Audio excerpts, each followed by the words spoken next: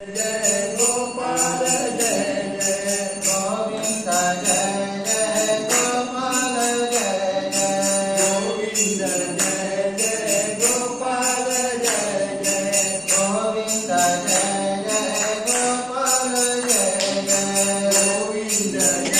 जय गोपाल जय जय हरि हरि गोविंद भज हरि गोविंद हरि हरि गोविंद भज हरि गोविंद हरि हरि गोविंद भज हरि गोविंद हरि हरि गोविंद भज हरि गोविंद हरि हरि गोविंद भज हरि गोविंद हरि हरि गोविंद भज हरि गोविंद गोविंद जय जय गोपाल जय जय गोविंद जय जय गोपाल जय जय गोविंद जय जय गोपाल जय जय गोविंद जय जय गोपाल जय जय गोविंद जय जय गोपाल जय जय गोविंद जय जय गोपाल जय जय हरि हरि गोविंद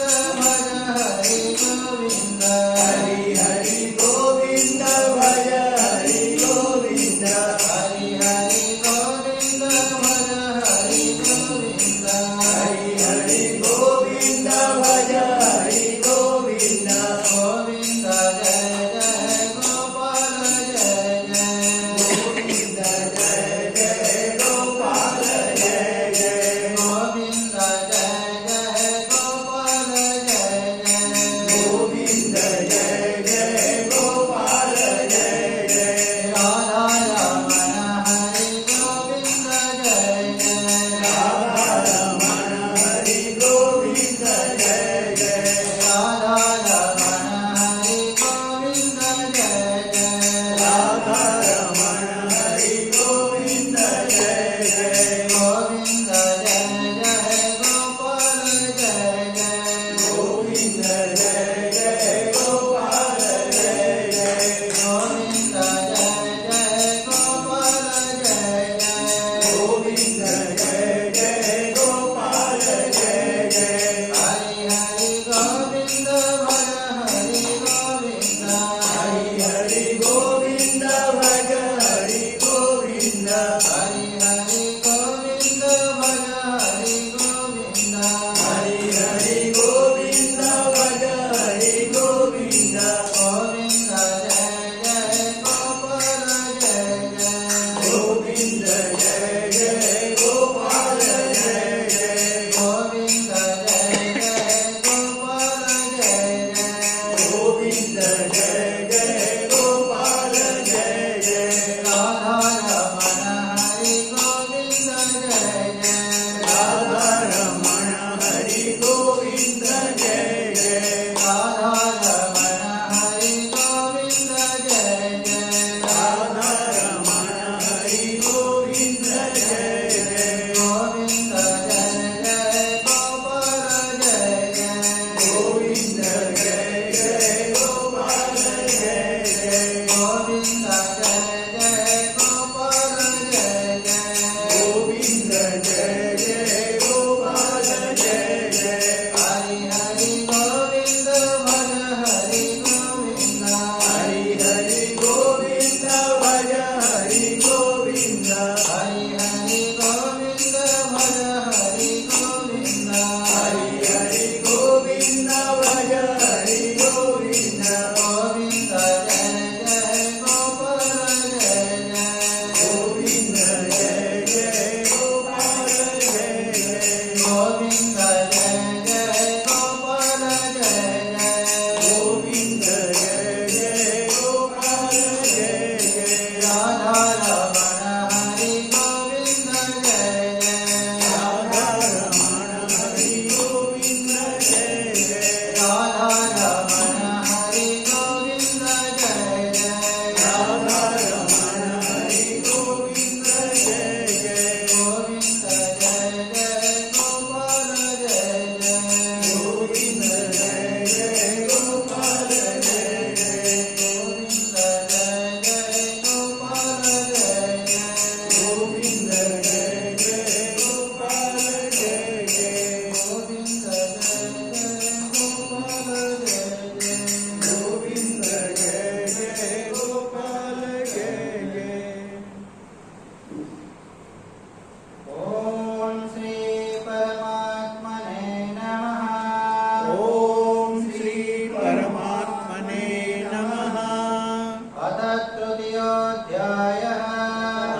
तृतीयोऽध्यायः।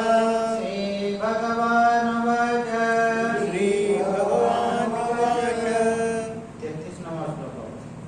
सदृशां चेष्टते स्वस्याः सदृशं चेष्टते स्वस्याः प्रकृतिर्ज्ञानवानपि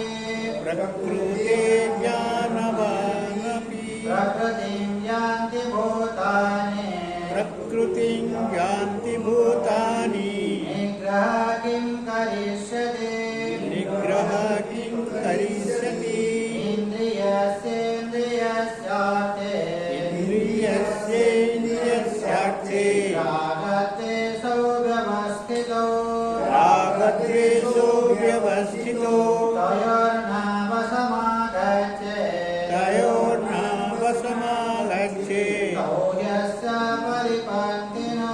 तौहस्य परिपन्थिनो श्रेयान् स्वधर्मो विगुणः श्रेयान् स्वधर्मो विगुणः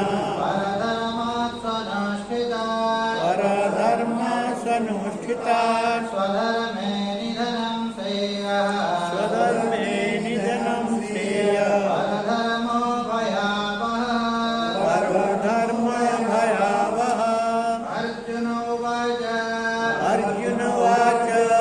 अथ केन प्रयुक्तोऽयः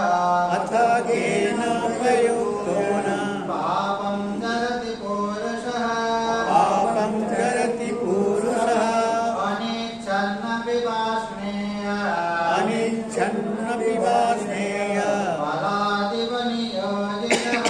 बलादिव नियोजितः। श्रीभगवानुवाच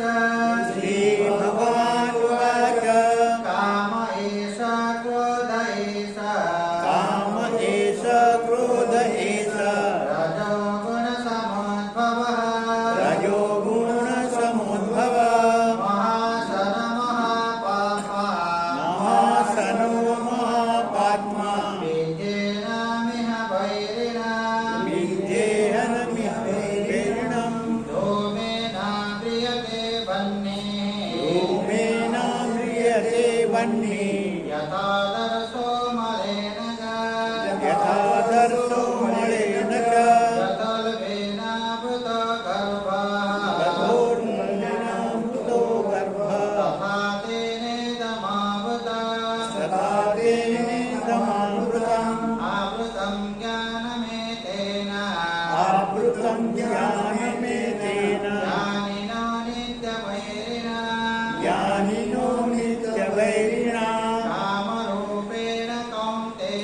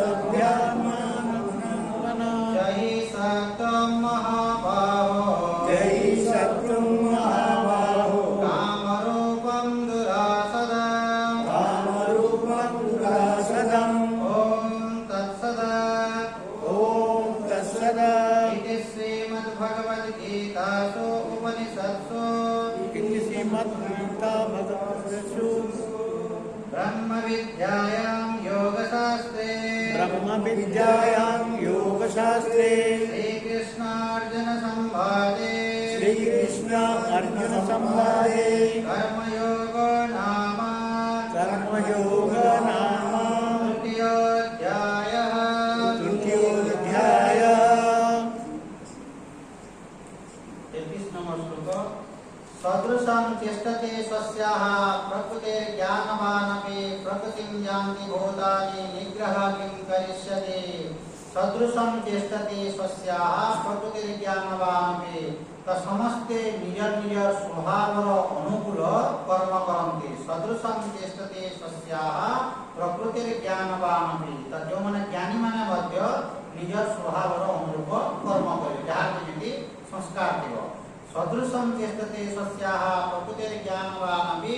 प्रकृतिं यान्ति भूतानि निग्रह किं करिष्यति। समस्त यदि निज निज स्वभावर बा निज निज संस्कार अनुरूप कर्म करुछन्ति तारे निग्रह किं करिष्यति। काहाकु बा कोन दोष देबा काहाकु आमे दोष दे पारिबा नाही। देखो एई जगह रे पूरा पढ़ाई आर सब पढ़ाई तो एई जगह रे शंकराचार्य कहउछन्ति देखंतु तो एई जगह रे आदि शंकराचार्य जो भाष्य जो लिखिछन्ति तो तार से निजे क्वेश्चनराइज करिछन्ति निजे तार प्रश्नकर्ता और तार निजे उत्तरकर्ता मध्य ताको कहाजे पूर्व पक्षी एवं उत्तर पक्षी। तो निज मन भीतर से प्रश्न तो समाज रो लोक माने जो प्रश्नटा पचारिबे सेटा निजे से पचारिबे निजे सेटा पूर्व पक्षी बोली से दर्शाइछन्ति किंतु पूर्व पक्षी आ केही नांती निजे शंकराचार्य तो लोक मानकु देखि तो एई जगह रे लोक मानक साधारण प्रश्न कोन हबो देखंतु जदि समस्ते निज संस्कार अनुरूप यदि कर्म करिवे निज स्वभावर अनुरूप यदि कर्म करिवे ताहले प्रयत्नर आवश्यकता गुरुर आवश्यकता शास्त्रर आवश्यकता भगवानर आवश्यकता कोन रहिना काहे चेष्टा करिवे। यदि समस्ते निज निज स्वभाव अनुसार यदि करिवे ताहले शास्त्रर आवश्यकता गुरुर आवश्यकता परिश्रमर आवश्यकता कोन रहिना। तो सेमिति न बोली कहले शंकराचार्य बोले सेमिति न चेष्टा न कले हेबो नै माने निज संस्कार अनुरूप कर्म समस्त कर्मर अर्थ होती किछिटा दाम देखंतु आपण ज्ञानी हेले मध्य किंबा अज्ञानी हेले मध्य आपनकर जन्म धरतु आपनकर संस्कार टिके अछि जे टमाटर पूरा टिके खाया पे आपनको भल सेही संस्कार मरिबा पर्यंत आपनकर रहिबो। जेमिति कंचा लंका टिके हेले जे आपनको टिके टेस्ट लागुबो किंबा लेंबू प्रति धरतु आपनको टिके थिबो कोन से भी जिनिस खाइबार कथा कोने पिंजवारे मध्य धरतु किए ताने ब्लैक कलर पिदिबो किए व्हाइट पिदिबो किए आपन तो सेही कलर प्रति तार गुटी अट्रैक्शन दिबो सेहीटा कहा होती तार माने स्वभाव तार प्रकृति तार अर्थ नह जे निज मन भितरे जो संस्कार गुडी को अछि जो गुण गुडी को अछि ताको हम चेष्टा करि करि हटाइबा नाही दा तो सेटा कहा तो सेही पय नेक्स्ट श्लोक रे शंकराचार्य कहउछन्ति इंद्रियस्याते रागद्वेषमिवस्थितो तयोर्नवसमागच्छे सौर्यस्य परिपन्थिनो। इंद्रियस्याते कहे इंद्रिय गुडी करे जो विषय गुडी को जो अछि लुचि करी ता माने हमर आसक्ति गुडी को थाए अर्थात आमे जदि चेष्टा न करिबा ताहले आमे भगवत मार्ग को जाई पारिबा नाही। जेमिति आरो धर्म कहिली भगवत मार्ग को जीवार रास्ताटा देखंतु भगवत मार्ग को जीवाटा एवं भगवत मार्ग को न जीवाटा जेमिति नदीर जो आड़ को हमर पानीटा बहुची सेही आड़ को बहिबाटा होउची आपण सामने भगवत मार्ग को धरंतु जने व्यक्ति जाउची नदी जो आड़ को बहुची सेही जगह रे यदि आपण पानी रे यदि बसी जेबे इजीली आपण करे मोर परिश्रम देला दरकार किंतु विपरीत दिग को गति करिबाटा केते कष्ट आनी नदी जुआड़े जाउची पानीटा स्रोत तार अपोजिट साइड को गति करवाटा जेमिति कष्ट ठीक सेमिति भगवत मार्ग रे आसबाटा सेमिति कष्ट हेते सहज न आनी हेते सहज न मान धरंतु धीरे धीरे धरंतु एई जगह रे मध्य धरंतु धीरे धीरे धरंतु 20 जन लोक हेबे 15 जन लोक हेबे जे मनुष्य हेतिबो आज्ञा जहार बुद्धि थिबो विवेक थिबो से आश्चर्य हेबा नै आश्चर्य हेबा आपण ए लोक केमिति कमी जिबे कमी धीरे धीरे लोक आने आपण भाबंतु नै जे अधिका धीरे धीरे हजार हजार लोक हेबे एई वेदांतटा किंबा गीता मार्ग रे बेसी लोक हेबे काहे ना एई जगह देखो आपण कोन कहू धर मैं देखो जो कहानीटा कही आपनकर मने नथिबो एई जिंस गुड़िक जदि आप ठीक भाव में बुझिबे एवं आपण माने बुझंतु आमको किछि लागबो नै आमको जणे भी यदि बसिथिबो आ प्रवचन दे बोली कहले आराम दे उत्साहर सहित किछि असुविधा आमर साइड रो कोनोसी प्रकार समस्या हेबो कहीं कि ना आमे बारंबार गुरु आपको उपदेश दैछन्ती एई जिंस साधारण जिंस कहीं गीता रे महारिया लिखा है क्या माने गीता जो लिखा होजी मनुष्याणाम सहस्रेषु कश्चित् जगति सिद्धये जतताम विसिद्धानाम कश्चिन् मां वेत्ति तत्त्वतः ता भा केही ताने ए मार्ग को आसी जाय मनुष्याणाम सहस्रेषु रो अर्थ होजी कोटि कोटि भितरु का भा केही ताने परंतु गोटे जगह रे एबे भागवत प्रवचन होती कि आ गोटे कोन प्रवचन के हला लक्ष्य लोक आपण के लक्ष्य लोक देखंतु आज्ञा से पेंडाल रे लक्ष्य लोक बसचंती कि धरंतु 4000 कि 5000 लोक बसचंती आपण रिसर्च करंतु आपण रिसर्च करंतु यदि रिसर्च करिवे यदि विचार करिवे सेही 2000 भितरु केते जन लोक मुमुक्षु मते देखन केते जन लोक मुमुक्षु रो अर्थ कोन आज्ञा केवल भगवान को पाया पाई मोर इच्छा अछि आ कोनोसी इच्छा नहीं सेही थी पाई मु आसी भगवान को पाइबा पाई मु प्रवचन सुनी आसी सत्संग सुनिबा पाई मु आसी केते जन लोक बाहर को देखान जो 2000 लोक थिबे कोटे जगह रे केते जन लोक थिबे मुमुक्षु माने भगवान को पाइबा पाई मोर इच्छा अछि अलगा कोनोसी इच्छा नहीं बाहर के नहीं आज्ञा एते सहज न तो बहुत लोग विभिन्न प्रकार रो कामना नेकरी जानती माने नाच गीत हंसी मजा या स्याल खारा चालुथबो लोक तामने भिड भाड़ जमुथबे से नेचुरल लागे एमिति मु देखो जो कहानीटा कहली जो जमीदार को जो चारटा जो घोड़ा दिला 3 दिन लागबो देखो मु कहि दिला आपण रिपीट करू आपण रिपीट बोली भाबबे नै आया एटा बुझिबा पाई जमीदार को जो चारटा घोड़ा दिला दुईटा घोड़ा दिला तो दुईटा घोड़ा केते बेले हजी गले दुईटा घोड़ा हजी गले गां रो सब लोक देखंतो आसिले जे जमीदार भाई तोर तो दुईटा घोड़ा हजी गला तोर लॉस है ये कहला तमे केमि जानलो मोर लॉस हला देखो ये पागल को तार दुईटा घोड़ा दिले एवं दुईटा घोड़ा हजी गले तार लॉस हला नै माने एई कहानी रो अर्थ देखो बारंबार आपने जे सुनिबे हमर मन भीतर स्ट्राइक हो एई उद्देश्य नै कि तार माने कहानीटा कहै छै ताते बुझी पारिबे देखो तो आपण गीता श्लोक तरंग 34 नंबर श्लोक हो कि 33 नंबर श्लोक 10 वर्ष आगरो पढि दियो 33 नंबर श्लोक और 10 वर्ष परे पढले कि तार मूल्य हो नै क्या माने पुनी आपण परिवर्तन हो एबे जे कहू आपण जोटा पढि 33 नंबर श्लोक आउ 10 वर्ष परे यदि सही 33 नंबर श्लोक यदि आपण को जणा गुरु यदि बुझेबे आपण अलगा बुझिबे गीता रे अलगा लेखा है नै कि बा गुरु अलगा बुझौ नांती आपनकर योग्यता पर बुझिता आपनकर योग्यता तो दुईटा घोड़ा जते बेले हजी गले दुईटा घोड़ा जते बेले हजी गले तो सब लोग गां रे आके कहले तो लॉस हे गला तो ये कहला तमे केमति जानलो को लॉस हला देखो ये दो बुझा बिना दुईटा घोड़ा दिले हजी गले लॉस हला नै गां लोग बोले किछि दिन गला बेले दुईटा ता तैयार हे आसे आ दुईटा सांग हे गिरी आसे तैयार हे पुनी गां लोग सब आसले जे आज्ञा हमर लाभ होला जमीदार कहले आज्ञा हमर लाभ होला तो ये बुझ तमे केमति जानलो जे मोर लाभ होला तमे केमति जानिलो मोर लाभ होला देखो ये पागल को तोर दुईटा घोड़ा थिले आ दुईटा घोड़ा आसले बोले तो लाभ होला नै तोर कोन खेती होला तमे केमति जान फास्ट देखो जे दुईटा घोड़ा जंगल में हजी गले सब लोग आसी के कहले तो खेती होला तो ये सही समान प्रश्न पचारि तमे केमति जानलो तोर खेती होला गां लोग कहते तो पागल तो दुईटा घोड़ा थिले दुईटा घोड़ा हजी गले परा तो हजी गले माने तोर खेती होला नै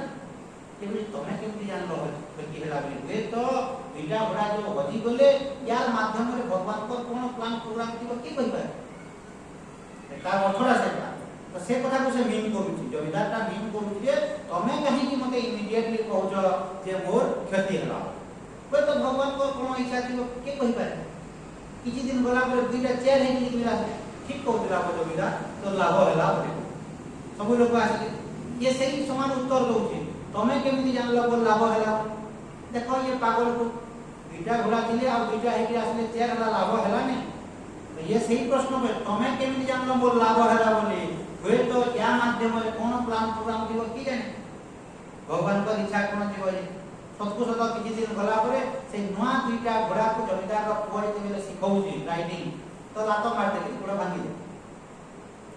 ଲାଭ ଯୋଉ ବୋଲି କହୁଥିଲେ ଗାଁର ଲୋକ ସେଇ ଦିଟା ଘୋଡ଼ା ଆମେ ଜମିଦାରର ପୁଅର ଗୋଡ଼ ଭାଙ୍ଗିଗଲା କ୍ଷତି ହେଲା କି ସବୁ ଲୋକ ପୁଣି ଆସିଲେ ଠିକ କହୁଥିଲୁ ତୁ ତୋର କ୍ଷତି ହେଲା ପୁଣି ଜମିଦାର ସେଇ ଉତ୍ତର ଦଉଛି ତମେ କେମିତି ଜାଣିବ ଯେ ମୋର କ୍ଷତି ହେଲା ବୋଲି ହୁଏତ ଯୋଉ ମୋର ପୁଅର ଗୋଡ଼ ଭାଙ୍ଗିଲା ୟାର ମାଧ୍ୟମରେ ଭଗବାନଙ୍କର ପ୍ଲାନ ପ୍ରୋଗ୍ରାମ କଣ ଥାଇପାରେ କିଏ କହିପାରେ ଦେଖ ଇଏ ପାଗଳ ତ ଇଏ ପାଗଳ ଆଜ୍ଞା ଜମିଦାରଟା ପାଗଳ କି ଯେ ନିଜର ମତକୁ ପରିବର୍ତ୍ତନ କରୁଛି ସେ ପାଗଳ ଆଜ୍ଞା ଜମିଦାର ଗୋଟେ ଜିନିଷ କହୁଛି ଲାଭ ହେଲେ ମଧ୍ୟ ଚୁପ ରହୁଛି କ୍ଷତି ହେଲେ ମଧ୍ୟ ଚୁପ ରହୁଛି ସେ କଣ କହୁଛି ଭଗବାନଙ୍କର କଣ ଇଚ୍ଛା এইটা সে কହୁଛି ଗୋଡ଼ ଭାଙ୍ଗିଗଲା ଭଗବାନଙ୍କର ଇଚ୍ଛା କଣ ଥିବ ଯେ କିଏ କହିପାରେ କିଛି ଦିନ ଗଲା ପରେ ରାଜ୍ୟରେ ଅରାଜକତା ସୃଷ୍ଟି ହେଲା ଏବଂ ରାଜା ଡିକ୍ଲେୟାର କଲେ ଯେତିକି ୟଙ୍ଗଷ୍ଟାର ମାନେ ଅଛନ୍ତି ଯୁବକ ମାନେ ଅଛନ୍ତି ତାଙ୍କୁ ଧରିକି ଆମେ ଯୁଦ୍ଧ କ୍ଷେତ୍ରକୁ ଲଗେଇ ଏ ଗାଁକୁ ଯେତେବେଳେ ଆସିଲେ ଦେଖିଲେ ଯେ ଜମିଦାରର ପୁଅର ଗୋଡ଼ ଭାଙ୍ଗିଛି ଆଉ ନେବେ ତାକୁ ଯୁଦ୍ଧ କ୍ଷେତ୍ରକୁ ବାକି ମାନଙ୍କୁ ନେଇଗଲେ ସବୁ ଲୋକ ପୁଣି ଆସିକି କହିଲେ ଠିକ କହୁଥିଲୁ ବହୁ ଜମିଦାର ତୋର ଯୋଉ ରାଜା ତୋର ଯୋଉ ପୁଅର ଗୋଡ଼ ଭାଙ୍ଗିଲା ଏଟା ଭଲ ହେଲା କାହିଁକି ନା ତୋର ପୁଅ ବର୍ତ୍ତମାନ ସେଫ୍ ଜୋନରେ ଅଛି ଯେ ସେ ଆଉ ମରିବ ନାହିଁ ଆମର ପୁଅ ଯୁଦ୍ଧ କ୍ଷେତ୍ରକୁ ଯାଇଛି ମରିବ କି ବଞ୍ଚିବ ଯେ କିଏ କହିପାରେ କିନ୍ତୁ ତୋରଟା ସିଓର ତାମାନେ ଯେ ଆଉ ମରିବ ନାହିଁ ଠିକ କହୁଥିଲୁ ଏ ଯୋଉ ଆମେ କ୍ଷତି ହେଲା ବୋଲି କହୁଥିଲୁ କ୍ଷତି ନୁହଁ ତ ଲାଭ ହେଲା ଇଏ ପୁଣି ସେଇ ପ୍ରଶ୍ନ ପଚାରୁଛି ଆଜ୍ଞା ଯେ ତମେ କେମିତି ଜାଣିଲ ମୋର ଲାଭ ହେଲା ଦେଖନ୍ତୁ ये समान प्रश्न पे तमे केमती जानलो मोर लाभ हैला बोली हुए तो या माध्यम रे भगवान पर प्लान प्रोग्राम कोन थिबो बुझि बुझिबा ପାଇଁ चेष्टा करते एइटा हैला आज्ञा कहानी एइटा हैला कहानी एई कहानी रो आपण माने कोन सिखुचंदी देखंतो एमिति जीवन रे जो दोदल्यमान अवस्था आसीबो घात प्रतिघात असुविधा सुविधा जीवन रे अछि माने कोन गोटिए मनुष्य देखंतो जहां जीवन रे कि सब बोले शांति रे दिबो कोनोसी प्रकार असुविधा हेबो नै सेमिति आपण कहि पारिबे नै जेमिति जमीदार रो कथा जो हैला दुईटा घोड़ा हजि गले पुणी चाय रेकरी आसले पुणी तार पुअर गोड़ भांगला पुणी से गोड़ भांगला को असुविधा हैला तो विभिन्न प्रकार रो घात प्रतिघात एमिति जीवन रे देखंतो आपन जीवन जे बेले केते बेले देह पाटे खराब होला केते बेले गोड़ भांगला केते बेले मोटा मोटा हलानी केते बेले बिजनेस कोइ बिजनेस बुडी गलानी केते बेले आपन चाष कोइ चाष बुडी गलानी केते बेले चाकरी कोजंदी आ कोन समस्या हलानी तो विभिन्न प्रकार रो घात प्रतिघात असुविधा सुविधा होउछि समस्तंकर जीवन तो एई जो समस्तंकर जीवन रे विभिन्न प्रकार जो घात प्रतिघात असुविधा सुविधा जो होउछि एई दौर्बल्यमान अवस्था रे बुझिबा पई चेष्टा करु आज्ञा एई गोटिए घटना जो बुझि जिवे हमर जीवन परिवर्तन हे जिवो आज्ञा तो एई कहानी भलिया हमर मनुष्य जीवन रे विभिन्न प्रकार रो समस्या आछि जन्म ठारू मृत्यु पर्यंत समस्तंकर जीवन साधु हो असाधु हो ज्ञानी हो अज्ञानी हो जे कही समस्तंकर जीवन रे आसीबो तो विभिन्न प्रकार जो परिस्थिति गुडी को जो आसुची सेही परिस्थिति रे देखंतु बुझिबा पय चेष्टा करंतु आपनकर धरंतु गोड़ भांगी गला समस्या है बिजनेस करछंती बिजनेस आपनकर धरंतु लॉस रे चलला आपन धरंतु चाष करछंती चाष खराब हे गला आपनकर शरीर धरंतु खराब हे गला तो एई जो अवस्था रे एई परिस्थिति रे आपन जणा जे व्यक्ति पाक जेते बेले जिवे आज्ञा मोर गोड़ भांगी गला कि मोर बिजनेसटा लॉस हे गला किबा मोर चाष बुडी गला तेनु करी मते दुख लागुछि जेते बेले आपन धरंतु जे काको मु निंदा कर नै एटा बुझेबा पाइ गोटे ब्राह्मण पाक जेते बेले जिवे आज्ञा एमिति दामन समस्या रे हला आज्ञा एमिति हेछि और मते दुख लागला से ब्राह्मण कोन कहबो एटा तो ग्रहर समस्या अछि तेनु करी तो शनि मेलाटे करिदे आउ तो सब समस्या रो समाधान हे दिबो बस काम सब तो ये कोन भाबो देखंतु तो ताकु जेते बेले कुआ होछि माने कोन कहूछि मु कहया पे कोन चाहूछि आपण बुझंतु आज्ञा तोर जो समस्या हेछि एइति पई तू दाई नु दाई होछि ग्रह ये होमले आउ जने व्यक्ति कहबो तो मुदी रे पिंदे तो ये मुदी रे पिंदे सब ठीक ठाक हे जो तो जो तोर समस्याटा हेछि मन भितर तू जो दुख पाउछि एइति पई तू दाई नु माने के मुदी तू पिनु न छु बोले तोर समस्या है बड़ा बांगला मुदी पिनि दिले तोर समस्या है न था से हां बोले किंतु आम भलिया लोक जेते बेले आम पाक जेते बेले आसीबो देखन बुझिबा पई चेष्टा करबो ए मनुष्य को जेते बेले कुआ होछि एथि पई तू दाई नु अन्य लोक दाई बोली कहले से खुशी हो 50 रुपया देबो आपनको सम्मान देबो सब करबो कि जेते बेले आपण कहबे तू ही एथि पई दाई बोली कहले मोहटा को कहले तू बुझी पारनु बोली ये समस्या जा होची किमा मन भीतर दुख होची अलगा कही एथि दायी नुहंती तापर से मोडा सुखै दो माने बुझिबा पई तू चेष्टा कर तरम जने बिजनेस करूची बिजनेस कर देला तरम से लॉस होला ताको यदि कहबे मोदीटा तो किनि दे तोर बिजनेस सब ठीक चलिबो से खुशी हेकि आपको 500 टका दे किन आम भलिया लोक कोन कहबे बिजनेस रो धर्म होची केते बेले लाभ हेबो केते बेले क्षति हेबो शरीर रे अछि बेले केते बेले भलो हेबो केते बेले मंद हेबो तो ताकू जोगी करी चल तू टिके चेष्टा कर तू टिके परिश्रम कर बोले गले नाही तो मनुष्य रो दुखर कारण अन्य को केते बेले आपण रदी देबे अन्य माने दायी बोली कहले जे खुशी हो किंतु तू दायी बोली कहले जाको नाही बुझी होची एइटा होची कहानी है तो ये मनुष्य कोन करती गीता आपन कोन कहबो गीता शास्त्र कहबो जे you are the problem you are the solution तम ही समस्या तमे ही समाधान जहाँ भी हो आए तो निज दैनंदिन जीवन रे जन्म ठारो मृत्यु पर्यंत विभिन्न प्रकार घात प्रतिघात असुविधा सुविधा समस्तंकर जीवन रे आसीबो तो समस्तंकर जीवन रे आसिले मध्य आपन एइटा जदि ठीक थिबो ताहे समस्या और समस्या भलिया लागिबो नाही କିନ୍ତୁ आपण जदि बुझी गले धरंतु शरीरटा अछि जर टिके हला कि खरा हला आपण जदि बुझी दिबे नाही एइटा ए शरीरर धर्म जर हला आपको दुख लागिबो आज्ञा यदि स्ट्रांगली जदि बुझी जन जेमिति ये पंखाटा काहे घुरुची बोली आपण प्रश्न करूछन ये पंखाटा काहे घुरुची प्रश्न करूछन कि काहे कि ना पंखा स्विच ऑन करले जदि इलेक्ट्रिक जदि अछि ताहे पंखाटा घुरिबो काहे गुरुजी बोलियो प्रश्न करूछन कि ठीक सेमिति ये शरीर को काहे ज्वर है काला गुरु कहନ୍ତି ये शरीर को बाबू ज्वर हुए पत्थर को ज्वर हुए सेमिति कहନ୍ତି बारंबार ये शरीर को आपना ज्वर हुए पत्थर को ज्वर हुए आपण जानि ना ये गीता बही को ज्वर हैला 3 दिन तक सुनिछन तो गीता बही को केबे ज्वर हुए तो ये मनुष्य शरीर अछि माने या को ज्वर टिके हेबो तंदा टिके हेबो कास टिके हेबो ठीक सेमिति दैनंदिन जीवन रे व्यवहारिक जीवन रे जे आमे चलुछु घात प्रतिघात असुविधा सुविधा तो आसीबो तो आपण जे ग्रहण करे जे सिखले जे ए सब जिंस गुडा हुए एटा होची संसार धर्म आपको दुख लागिबो किंतु आपण जे कहबे काहे की हला कोन पई हला न हेबा कथा दुख आरंभ हेबो कि नै आया न हेबा कथा काहे की हला एवं देखो आपण कहबे कोन मोर जीवन रे केते दुख हम पाइली जे केते दुख आसी एवं आउ जने जदि आपण को जे कहबो तार दुख सुनले आपन दुख लागबो आइबो आपन को तार दुख बेसी थिबो आपन कहि पाइबे कि मोर दुख अधिका बोली आपन कहबे नै कहि पाइबे नै आज्ञा आपन जानि नहंती बोली कि हमने आपन भाव जे मोर दुखटा अधिका आहुरी दुख अछथि तो जेते शारीरिक कष्ट हेले मध्य दुखर परिस्थिति जेते थिले मध्य आपन जे ठीक भाव रे यदि बुझिबे आपन दुख लागि मानसिक स्तर एइटा जदि आपन ठीक अछि ताले नो प्रॉब्लम एट ऑल समस्या किछि नै आज्ञा एइटा ठीक भाव रे यदि आपन बुझि जन और ठीक भाव रे यदि बुझि नाहंती ताले सब आपन समस्या हो जाला सब समस्या जहां भी देखिबे सब समस्या काहे कि आपन भगवान ये मशा मन को सृष्टि करे बोले ये मशा काहे कि भगवान मशा सृष्टि न करे कहीं ना अंधा करे तो अयथा ता मन फरता मन आसीबो तो यदि ठीक भाव रे यदि आपन बुझिबे ये संसार रो धर्म को यदि आपन ठीक भाव रे बुझिबे आपन दुखी हेबे एवं ये मनुष्य कोन तथाकथित शिक्षित समाज ये संसार रो धर्म को एमाने बुझि पारंती ना संसार रो धर्म को बुझि पाया जेमिति ये शरीर जो कहूची ये संसार का हम जहां भी कहउछंती आज्ञा जहां भी हम जो संसार रे चलुछु संसार रो धर्म कोन आज्ञा माने संसरति इति संसार जहां धीरे धीरे सरी जीव तार नाम होची संसार ये शरीर मध्य संसार भीतर जाउची तो धीरे धीरे ये शरीर मध्य सरी जीव ये संसार होची परिवर्तनशील ये दुनिया हम कहू कि नहीं तो परिवर्तनशील ये दुनिया तो धीरे धीरे परिवर्तन माने हो कि तो परिवर्तन हेबो ही हेबो तो सेही भीतर आपण रही करी आपण जे कहबे सब बेले माने ठीक परिस्थिति आसीबो माने दुख किछि आसीबो नै आराम रे कस्मिन काले कार्यकर जीवन रे हेबो ना असंभव तो सेटा देखो तो ज्ञानी एवं अज्ञानी भीतर पार्थक्य कोन आज्ञा अज्ञानी से कोन करे सब बोले ता माने आराम रे केमिति रहबी से चेष्टा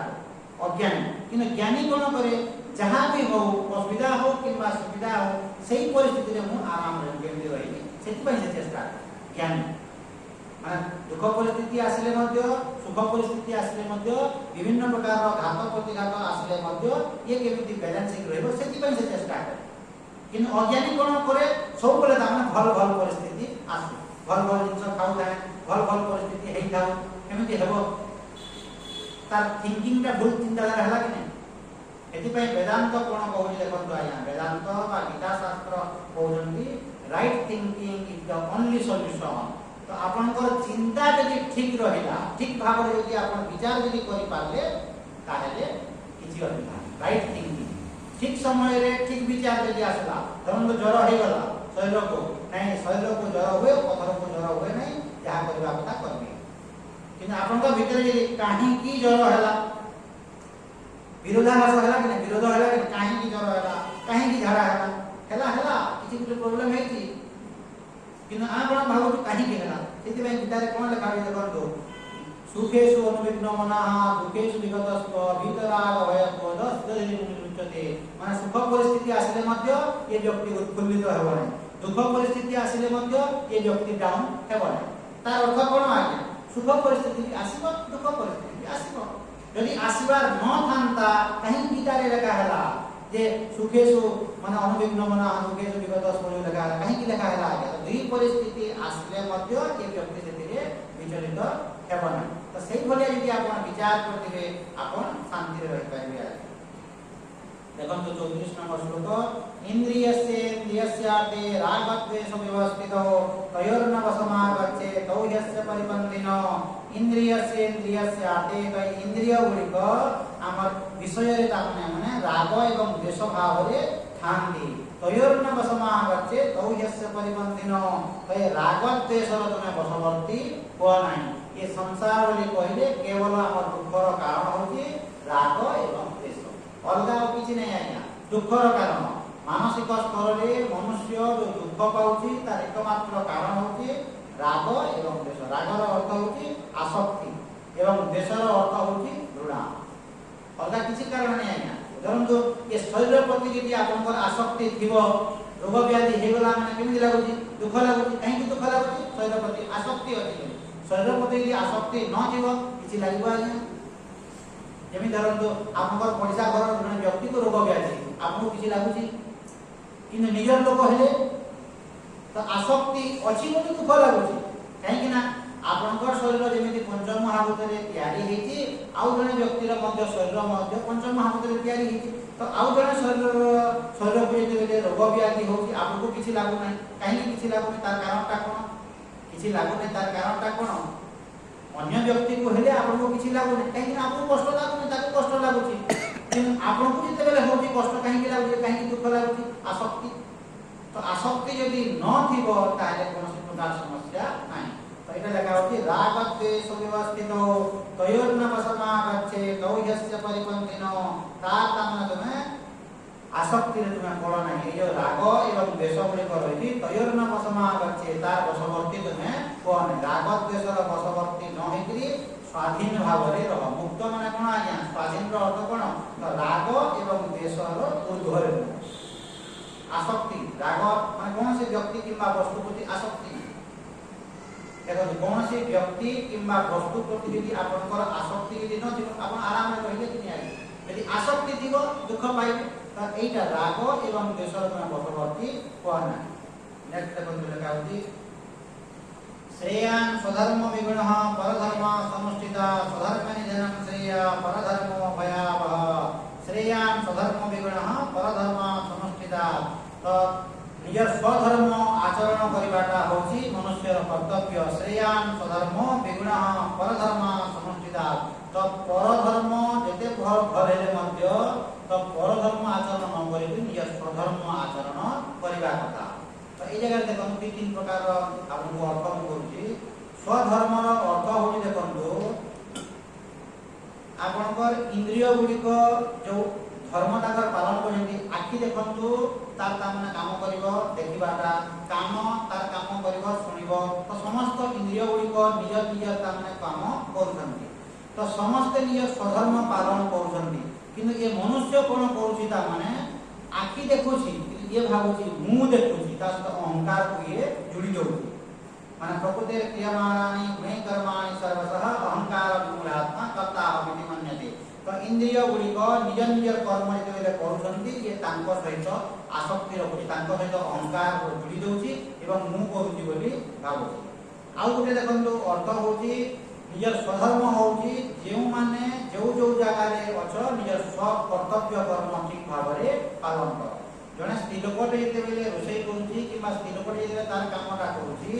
ଇଏ ପୁରୁଷ ତାମାନେ ନ ଚାହିଁବାକୁ ଲାଗେ ତା ଭଳିଆ ମୁଁ କରିବି ତା ଭଳିଆ ତୁ କାହିଁକି ଭଗବାନ ତାକୁ ସ୍ତ୍ରୀ ଭଳିଆ ସୃଷ୍ଟି କରିଛନ୍ତି ତୋତେ ପୁରୁଷ ଭଳିଆ ସୃଷ୍ଟି କରିଛନ୍ତି ତାର କାମ ତୁ କର ତୋର କାମ ତୁ କର। ତ ନିଜର ଧର୍ମଟାକୁ ତୁମେ ପାଳନ କର ଯେକୌଣସି ଜାଗାରେ ତୁମେ ଅଛ ନିଜର କର୍ତ୍ତବ୍ୟ କର୍ମ ସୁଚାରୁ ରୂପରେ ପାଳନ କର। ଏବଂ ଆମେ ଯଦି ବିଶାଳ ଦୃଷ୍ଟିରେ ଯଦି ଆମେ ଦେଖିବା ଦେଖନ୍ତୁ ଏ ମନୁଷ୍ୟର ତିନି ପ୍ରକାରର କର୍ତ୍ତବ୍ୟ ଅଛି ଆଜ୍ଞା ତିନିଟା କର୍ତ୍ତବ୍ୟ ଅଛି ଏ ମନୁଷ୍ୟର ତିନିଟା କର୍ତ୍ତବ୍ୟ। ପ୍ରଥମ କର୍ତ୍ତବ୍ୟ ହେଉଛି ଦେଖନ୍ତୁ ପ୍ରଥମ କର୍ତ୍ତବ୍ୟ ହେଉଛି ମାନେ ବିଶାଳ ଦୃଷ୍ଟିରେ ଯଦି ଆମେ ଦେଖିବା ନିଜର ପ୍ରଥମ କର୍ତ୍ତବ୍ୟ ହେଉଛି ମନୁଷ୍ୟ ହିସାବରେ ପ୍ରଥମ କର୍ତ୍ତବ୍ୟ ଦେଖନ୍ତୁ ମାନେ ନିଜର ଧର୍ମ ପ୍ରତି ଅନୁରାଗ କରିବା କଥା। ପ୍ରଥମ କର୍ତ୍ତବ୍ୟ ଏ ମନୁଷ୍ୟର ତ୍ରିବିଧ କର୍ତ୍ତବ୍ୟ ଅଛି। ପ୍ରଥମ କର୍ତ୍ତବ୍ୟ ହେଉଛି ନିଜର ଧର୍ମ ପ୍ରତି ନିଜର ଅନୁରାଗ କରିବା କଥା ଧର୍ମ ପ୍ରତି ନିଜର ଶ୍ରଦ୍ଧା ରହିବା କଥା। ଯେମିତି ମୁଁ ଜଣେ ଭାରତୀୟ ମୁଁ ଜଣେ ହିନ୍ଦୁ ଏଇ ତୁମର ଶ୍ରଦ୍ଧା ରହିବା କଥା ଭକ୍ତି ରହିବା କଥା। ତ ଧର୍ମ ପ୍ରତି ନିଜର ଅନୁରାଗ ରହିବା କଥା ନିଜର ଦେଶ ପ୍ରତି ଅନୁରାଗ ରହିବା କଥା ନିଜର ଦେଶ ପ୍ରତି ମଧ୍ୟ ଅନୁରାଗ ରହିବା କଥା। ଯାହା ବି ଆପଣ ଶାସ୍ତ୍ର ପଢ଼ୁଛନ୍ତି ଆଜ୍ଞା ଭାରତର ବାହାରେ କୌଣସି ଶାସ୍ତ୍ର ନାହିଁ ଆଜ୍ଞା ସବୁ ଭାରତ ଏ ଭୂମିରେ ହେଇଛି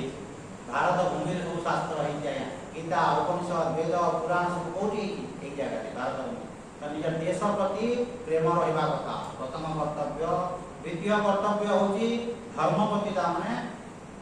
ଅନୁରାଗ ରହିବା କଥା ଶ୍ରଦ୍ଧା ରହିବା କଥା। ତୃତୀୟ କର୍ତ୍ତବ୍ୟ ହେଉଛି ଈଶ୍ୱର ପ୍ରତି ଅନୁରାଗ ରହିବା କଥା ଭଗବାନଙ୍କ ପ୍ରତି ଅନୁରାଗ ରହିବା କଥା।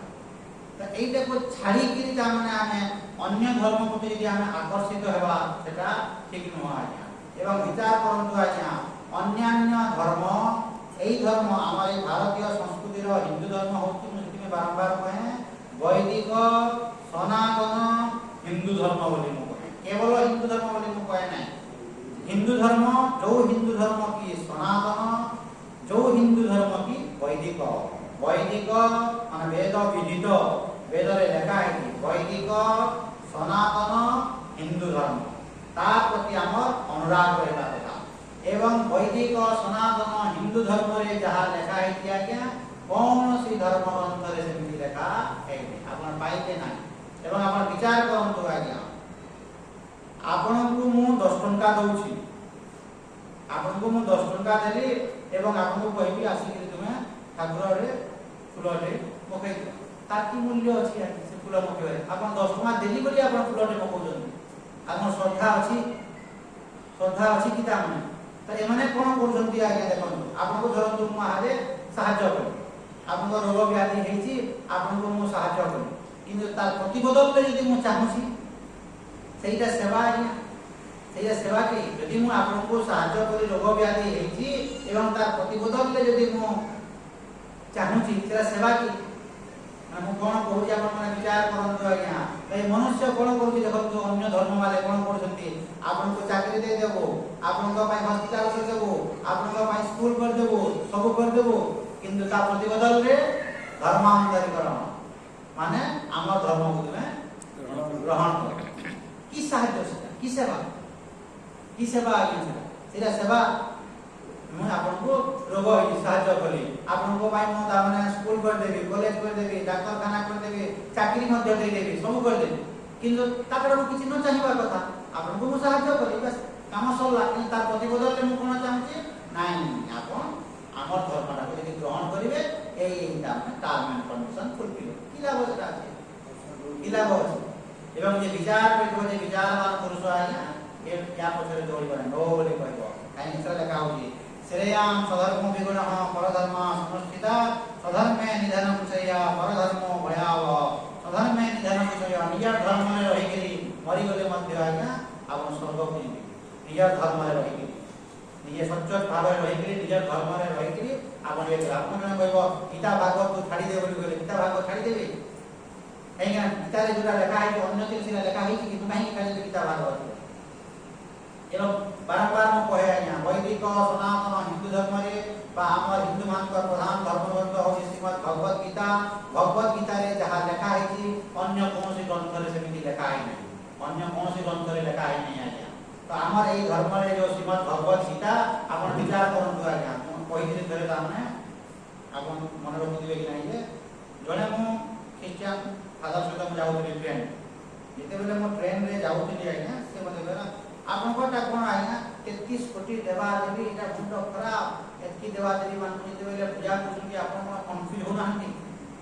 ଆପଣଙ୍କର ହିନ୍ଦୁମାନଙ୍କ 33 କୋଟି ଦେବାଦେବୀ ଯେଉଁ ଅଛନ୍ତି ଆପଣ କନଫ୍ୟୁଜ୍ ହେଉନାହାନ୍ତି? କହିଲେ ନାହିଁ ଆମେ ବିଲକୁଲ କନଫ୍ୟୁଜ୍ ହେଉନୁ। ଆମକୁ କିଛି କନଫ୍ୟୁଜ୍ ଲାଗୁନାହିଁ। 33 କୋଟି ଆମର ଯେଉଁ ଦେବାଦେବୀ କିଛି ଅସୁବିଧା ନାହିଁ। ଆମେ ଠାକୁର ଘରେ କେତେ ସୁନ୍ଦର ଭାବରେ ଭଗବାନ ବିଶ୍ୱରୂପ ବି ରଖିଲୁ, ରାମଙ୍କୁ ରଖିଲୁ, କୃଷ୍ଣଙ୍କୁ ରଖିଲୁ, ଗଣେଶଙ୍କୁ ବି ରଖିଲୁ, ସରସ୍ୱତୀଙ୍କୁ ରଖିଲୁ। ଆମର କିଛି ଅସୁବିଧା ହେଉନାହିଁ। ଆମର କ'ଣ ଅସୁବିଧା ହେଉଛି? ଠାକୁର ଘରେ ଆମେ ସବୁ ସଜାଇକି ରଖୁଛୁ। ଆମେ ଗଣେଶଙ୍କୁ ବି ରଖୁଛୁ, ସରସ୍ୱତୀଙ୍କୁ ରଖୁଛୁ, ଲକ୍ଷ୍ମୀଙ୍କୁ ରଖୁଛୁ, ଦୁର୍ଗାଙ୍କୁ ରଖୁଛୁ, ସମସ୍ତଙ୍କୁ ରଖୁଛୁ। ତ ଆପଣଙ୍କର ଏଇଟା ଅସୁବିଧା ହେଉନି ଆଜ୍ଞା? ନାଇଁ ଅସୁବିଧା ହେଉନି ବୋଲି।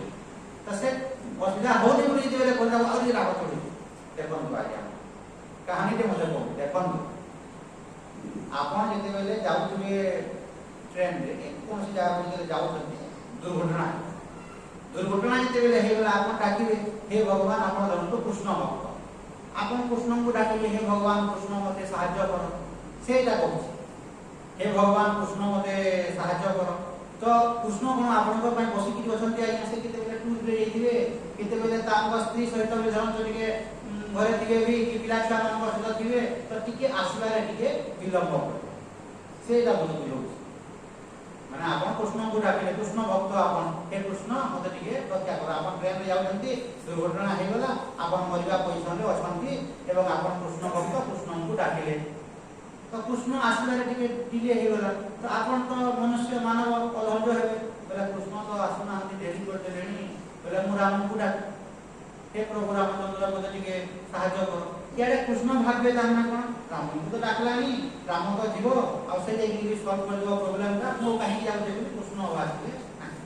ପୁଣି ଇଆଡ଼େ ରାମର ମଧ୍ୟ ସେଇ ସମସ୍ୟା ମାନେ ସେ ବସିଛନ୍ତି କି ଆପଣ ସେ କହୁଛି ଏଇଟା ମୁଁ କହୁନି। ସେ ବସିଛନ୍ତି ରାମଚନ୍ଦ୍ର ଆଜ୍ଞା ତାଙ୍କର କେଉଁ କାମ ଧାମ ଥିବ ମିଟିଂ ଫିଟିଂରେ କରିଦେବେ ରାଜା ସେ ତେଣୁକରି ସେ ଟିକେ ଡିଲେ କରିଦେଲେ। ତ ଡିଲେ କରିଦେଲେ ତାପରେ ଆପଣ ଫେର ଅଧୈର୍ଯ୍ୟ ହେଇଯିବେ ହେ ହନୁମାନ ତୁ ମୋତେ ସାହାଯ୍ୟ କର ବୋଲି କହିବେ। ବୋଲେ ସିଆଡ଼େ ରାମଚନ୍ଦ୍ର ଶୁଣିଲେ ଯେ ହନୁମାନଙ୍କୁ ତ ଇଏ ଡାକିଲାନି ହନୁମାନ ବି ଯାଇକି ସମସ୍ୟାର ସମାଧାନ କରିଦେବ ଆଉ ମୁଁ କାହିଁକି ଯିବି। ଏମିତି ଆପଣ ଗୋଟେ ପରେ ଗୋଟେ ଭଗବାନଙ୍କୁ ଡାକୁଥିବେ କିଏ ନା ଆସନ ଆପଣ ମରିଯିବେ। ସେ ଲୋକ ମୁଁ ତାକୁ କହିଲି ଆଜ୍ଞା ଏଇ ଯେଉଁ ଘଟଣା ସେ କହୁଛି ଆପଣଙ୍କର ଦେଖନ୍ତୁ ଧର୍ମରେ ହିନ୍ଦୁ ଧର୍ମରେ ଏମିତି ଆପଣ ଗୋଟେ ପରେ ଗୋଟେ ଭଗବାନଙ୍କୁ ଡାକିବେ ସମସ୍ତେ ନିଜ ନିଜ କାମ ଧାମରେ ମିଟିଂ ଫିଟିଂରେ ବିଜି ଥିବେ ଆଉ ନା ଆସ ଆପଣ ମରିଯିବେ। କିନ୍ତୁ ଆମରଟା ଓ ଜେସସ୍ ପ୍ଲିଜ୍ ହେଲ୍ପ ମି ବୋଲି କହିଦେଲେ ଆସିକିରି ଯୀଶୁ ଆମକୁ ରକ୍ଷା କରିଦେଲେ ପହଞ୍ଚିଯିବୁ ଆପଣଟା ମରିଯିବେ। ଆପଣ ହିନ୍ଦୁ ବାଲେ ମରିଯିବେ ଆମେ ପହଞ୍ଚିଯିବୁ। ମୁଁ କହିଲି ଆଜ୍ଞା ଏଇ ଘଟଣା ଯେଉଁ କହିଲେ ଏଇଟା କେତେବେଳର କଥା କହନି କେଉଁ ସମୟର କଥା ମୋତେ ଟିକେ କହ। ଧରନ୍ତୁ ଠିକ୍ ଦିନ 12ଟା ବେଳେ ଜଣେ ଟ୍ରେନ୍ରେ ଯାଉଛି। ଠିକ୍ ଦିନ 12ଟା ବେଳେ ଜଣେ ଟ୍ରେନ୍ରେ ଯାଉଛି କ'ଣ ଆଉ ଜଣେ ଫ୍ଲାଇଟ୍ରେ ଯାଉନି? ବୁଝନ୍ତୁ ଠିକ୍ ଦିନ 12ଟାରେ କରେକ୍ଟ 12 ବଜେ ଦିନ 12ଟାରେ ଜଣେ ଟ୍ରେନ୍ରେ ବି ଯାଉଛି, ଜଣେ ବସ୍ରେ ବି ଯାଉଛି, ଜଣେ ଅଟୋରେ ବି ଯାଉଛି, ଜଣେ ଫ୍ଲାଇଟ୍ରେ ବି ଯାଉଛି, ଜଣେ ହସ୍ପିଟାଲରେ ଅଛି, ଜଣେ ବାଇକ୍ରେ ବି ଯାଉଛି, ଅନେକ ପ୍ରକାର ଅଛି। ଘରେ ଛଟପଟ ହେଇବି ଜଣେ ତାମାନେ ତ ସେତେବେଳେ ସେ ଦିନ ଠିକ୍ 12ଟାରେ ଯେଉଁ ହଜାରେ ଜଣଙ୍କର ଯେଉଁ ସମସ୍ୟା ହେବ ଜଣଙ୍କର ସମସ୍ୟା ହେବ ହଜାରେ ଜଣଙ୍କର ଯେତେବେଳେ ସମସ୍ୟା ହେବ ଠିକ୍ 12 ବଜେ ଜଣେ ଟ୍ରେନ୍ରେ ଯାଉଛି, ଜଣେ ଫ୍ଲାଇଟ୍ରେ ଯାଉଛି, ଜଣେ ବାଇକ୍ରେ ଯାଉଛି, ଜଣେ କାର୍ରେ ଯାଉଛି, ଜଣେ ହସ୍ପିଟାଲରେ ମୂର୍ଷୁ ଅବସ୍ଥାରେ ଅଛି। ତ ଏମିତି ଯେତେବେଳେ ହଜାରେ ଜଣଙ୍କର ଯେତେବେଳେ ସମସ୍ୟା ହେବ ହଜାରେ କ'ଣ ଲକ୍ଷ ଲକ୍ଷ ଜଣଙ୍କର ଯେତେବେଳେ ସମସ୍ୟା ହେବ ତୋର ତାମାନେ ଜେସସ୍ଟା କେତେ ଜଣଙ୍କୁ ସାହାଯ୍ୟ କରେ? ଜଣକୁ ସାହାଯ୍ୟ କଲେ ଜଣେ ବଞ୍ଚିବା ଆଉ ବାକି ମାନେ ମରିଯିବେ। ଆମରଟା କୃଷ୍ଣ ତୁମେ ହେଟାକୁ ସାହାଯ୍ୟ କର, ରାମ ତୁ ତାକୁ ସାହାଯ୍ୟ କରିବୁ ଯା, ହନୁମାନ ତୁ ତାକୁ ଯା, ଗଣେଶ ତାକୁ ଯା, ସମସ୍ତେ ଭାଗ ଘଣ୍ଟା କରିକି ବସାଇଯିବେ ଆଉ ସମସ୍ତେ ତାମାନେ ପହଞ୍ଚିଯିବେ। କିନ୍ତୁ ତୋରଟା ତ তোরটা জଣେ ପହଞ୍ଚେଇଲେ ବାକି ମାନେ କରିଯିବେ କିନ୍ତୁ ଆମରଟା ସବୁ ଦେବା ଗଲେ 33 କୋଟି ପରା 33 କୋଟି ଦେବା ଗଲେ ସମସ୍ତଙ୍କୁ ପଠେଇ ନେବେ ରାମ ଗୋଟେ ଜାଗାକୁ ଯିବେ କୃଷ୍ଣ ଯିବେ ହନୁମାନ ଯିବେ ସମସ୍ତେ ଯିବେ ଚେଲା ଚାମଚା ମାନେ ସବୁଆଡ଼େ ଯାଇକି ସମସ୍ତଙ୍କୁ ରକ୍ଷା କରିଦେବେ ଆମର ସମସ୍ତେ ପହଞ୍ଚିଯିବୁ ତୋରଟା ଜଣେ ପହଞ୍ଚିବା ବାକି ଆମର କେନ୍ ସଂସ୍କୃତି ପଢ଼େ మన ପାର୍ଟିଟା ଦାଦା ଆମେ ବନ୍ଦ ବୁଝନ୍ତୁ ଆଜ୍ଞା ତ ତାର ପାର୍ଟିଟାକୁ ବନ୍ଦ କରିବା ପାଇଁ ମୁଁ ସେ କଥା କହିଲି ଆଜ୍ଞା ବୈଦିକ ସନାତନ ହିନ୍ଦୁ ଧର୍ମ ଅନେକ ଭଗବାନଙ୍କୁ ସ୍ୱୀକାର କରେ ନାହିଁ ବୈଦିକ ସନାତନ ହିନ୍ଦୁ ଧର୍ମ ଗୋଟିଏ ଭଗବାନଙ୍କୁ ମଧ୍ୟ ସ୍ୱୀକାର କରେ ନାହିଁ ବୈଦିକ ସନାତନ ହିନ୍ଦୁ ଧର୍ମ କେବଳ ଭଗବାନଙ୍କୁ ସ୍ୱୀକାର କରେ we do not believe in many gods even we do not believe in one god we believe in only God সেটা লেখা হচ্ছে বেদরে ঈশাবাস্য উপনিষদে ঈশাবাস্যবিদং সর্বং যৎকিঞ্চা জগত্যাম জগৎ কেবল ঈশ্বর হি ঈশ্বর অছন্তি কেবল পরমাত্মা হি পরমাত্মা অছন্তি পরমাত্মাঙ্কর ছড়া ଆଉ କିଛି ନାହିଁ ତାର ପାଟିଟାକୁ ବନ୍ଦ କରିବା ପାଇଁ ମୁଁ ସେମିତି କହିବି ଆପଣ ବିଚାର କରନ୍ତୁ ଆଜ୍ଞା ତ ଆମର ସଂସ୍କୃତି ଆମର ପରମ୍ପରା କେତେ ମହାନ जे बुझीथिबो आज्ञा तार रोमगुड़िक टांकुरी उठिबो आज्ञा वैदिक सनातन हिंदू धर्म केड़े महान संस्कृति किंतु तथापि मध्य ए दुर्बुद्धिया माने ता प्रति आकर्षित नाही केते जनकर घर रे तामे किताब पढ़ा होबो आज्ञा प्रतिदिन भाबत तो आमे निजर गोड़रे निजे कुल्हाड़ी मारू एवं आपण यदि वर्तमान मध्य धर्म यदि हिंदू संस्कृति हिंदू परंपरा लोक माने यदि न बुझिबे आ 5-10 वर्ष जाई कोन अवस्था हेबो কোন অবস্থা হবে লোক যদি ন বুঝিবে অবস্থা কোন হবে দেখবে আপনার ঘরକୁ ଯାଇକି শুট କରିବେ ফায়ারিং କରିବେ লোক যদি ন বুঝিবে তা মানে ଆପଣ রহি বসি পারিবে না ଆମ ঘরକୁ ଆସିଲେ ফায়ারিং କରିବେ ଆମର ହିନ୍ଦୁ ମାନଙ୍କର କେତେ ଜଣ ଲୋକ ଅଛନ୍ତି ଇମ୍ୟୁନିଟି କେତେ ଅଛି ବାକି ମାନଙ୍କର ଦେଖ ଇମ୍ୟୁନିଟି ତା ମାନେ ଅଛି ନା ଏତିକି ସମୟ ହେଲେ କୁରାନ ପଢ଼ାବ ଏତିକି ସମୟ ହେଲେ ବାଇବେଲ ପଢ଼ାବ ପୁରା ନିର୍ଦ୍ଦିଷ୍ଟ ତାଙ୍କର ସମୟ ଅଛି କିନ୍ତୁ ଆମରଟା କ'ଣ କିଛି ନାହିଁ ତାଙ୍କ ଘର ମାନକେ ଦେଖିବେ ତାଙ୍କର ଚିହ୍ନ ଥିବ ମତ ଥିବ କିନ୍ତୁ ଆମର ହିନ୍ଦୁ ମାନଙ୍କର ଘରର ଚିହ୍ନଟେ ଅଛି କୋଉ ଚିହ୍ନଟେ ଥିବ ମାନେ ଛାତ ଉପରେ ଆମର ଫେୟାର ଥିବ କିଛି ନାହିଁ এইটা মানে সব করিবা কথা এটা লেখা হচ্ছে স্বধর্মে নিধনম শ্রেয় পরধর্ম ভয়াবহ তো অন্যর ধর্ম যেতে মহান হেলে মধ্য যেতে যাহারে মধ্য সেটা ভয়াবহ এবং নিজ ধর্মরে রহিকি জনে মৃত্যুবরণ করে মধ্য সেটা শ্রেয়স্কর আজ্ঞা তো আমি যেতে যাহারে মধ্য আমার সংস্কৃতি আমার পরম্পরা আমার মহান আমার পাই ସବୁ କିଛି ଆଜ୍ଞା ଗୀତା ଶାସ୍ତ୍ର ଆମ ସବୁ ଗୀତା ହିନ୍ଦୁମାନଙ୍କର ପ୍ରଧାନ ଧର୍ମଗ୍ରନ୍ଥ ହେଉଛି ଶ୍ରୀମଦ୍ ଭଗବତ ଗୀତା ଏବଂ ଭଗବତ ଗୀତାରେ ସବୁ ଜିନିଷ ଲେଖା ହେଇଛି ଆଜ୍ଞା କୋଉ ଜିନିଷ ନାହିଁ ବୋଲି ଆପଣ କହିପାରିବେ ନାହିଁ ଏଭ୍ରିଥିଙ୍ଗ ଇଜ୍ ଇନସାଇଡ୍ ଦ ଶ୍ରୀମଦ୍ ଭଗବତ ଗୀତା ସବୁ ଜିନିଷ ଅଛି ଆଜ୍ଞା ଯଦି ଆପଣ ଠିକ ଭାବରେ ବୁଝିବେ ସବୁ ସମସ୍ୟାର ସମାଧାନ ନେକ୍ସଟ ଦେଖନ୍ତୁ कथकेन प्रयुक्तोऽयं पापं चरति पुरुषः अनिच्छन्न विवासनेय बलादिवनियोजितः तो अर्जुन ए 35 नंबर श्लोक तक जहाँ जहाँ सुनले ये सब जिनस गुड़िक शुणिकी अर्जुन मनरे प्रश्न दाम है प्रश्न कौन होची अथकेन प्रयुक्तोऽयं पापं चरति पुरुषः तो ये सब जिनस जानला परे ये मनुष्य कहीं पाप आचरण